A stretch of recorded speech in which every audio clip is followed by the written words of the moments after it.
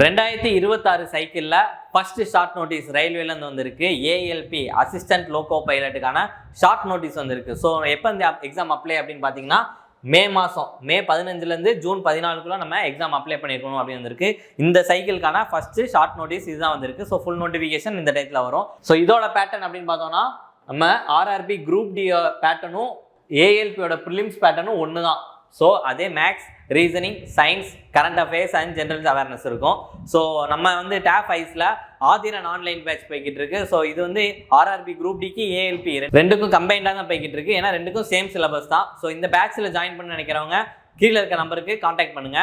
இந்த ஷார்ட் நோட்டீஸில் பார்த்தீங்கன்னா vacancy mention பண்ணியிருக்காங்க. ஒரு 11,127 வேகன்சி. லாஸ்ட் பார்த்தீங்கன்னா ஒரு 9,900+ வேகன்சி போட்டிருந்தாங்க. அப்போ கிட்டத்தட்ட ஒரு 2,000 வேகன்சி இன்க்ரீஸ் பண்ணியிருக்காங்க. எப்பயுமே ரயில்வேல வேகன்சி டிக்ரீஸ் தான் ஆகும் அப்படின்னு சொல்லுவாங்க. பார்த்தா இந்த விட என்னது இன்க்ரீஸ் ஆயிருக்கு. இது ஒரு நல்ல சைன் தான். அப்போ கண்டிப்பாக நம்மளுக்கு போனதோட இந்த விட வேகன்சி அதிகம் தான். 11,127 வேகன்சி அப்படின்றது. ஸோ இது பேசிக் இன்ஃபர்மேஷன் தான் கொடுத்துருக்காங்க. இது பே லெவல் 2 தெரியும், இனிஷியல் பே, ஏஜ் கொடுத்துருக்காங்க. ஸோ இது எல்லாமே ஆல்ரெடி என்ன ப்ரொசீஜரோ அதே தான். மற்றபடி நம்மளுக்கு தெரியும். எக்ஸாமை பொறுத்த வரைக்கும் குரூப் டிக்கும் சரி, ஏஎல்பியோட ப்ரிலிம்ஸும் சரி, சேம் பேட்டர்ன் தான்.